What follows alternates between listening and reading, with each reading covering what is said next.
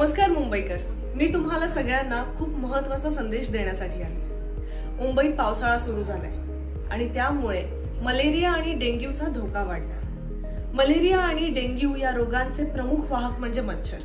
मच्छर हे स्वच्छ पाणी साचलेल्या ठिकाणी वाढतात, त्यामुळे तुमच्या घरात आणि घराच्या परिसरात पाणी साचू देऊ नका। टाक्या, कुंड्या, थाळ्या, कॅन, टायर, तुटलेली डिश, भंगार सामान इत्यादी ठिकाणी साचलेल्या पाण्यात मलेरिया आणि डेंग्यूच्या मच्छरांची उत्पत्ती होते। पाण्याचा ड्रम, गच्चीवरच्या टाक्या झाकून ठेवा, नियमितपणे स्वच्छ करा, एक कोरडा दिवस पाळा। फ्रिज, डिफ्रॉस्ट ट्रे आणि एसीच्या ट्रे मध्ये पाणी साचू देऊ नका। पाणी साचलेली ठिकाणं वेळच्या वेळी स्वच्छ केल्यास मलेरिया, डेंग्यूच्या मच्छरांचा आणि मच्छरांच्या अंड्यांचा पूर्णपणे नाश होईल। मलेरिया आणि डेंग्यू हे दोन वेगवेगळ्या प्रकारच्या मच्छरांमुळे होतात।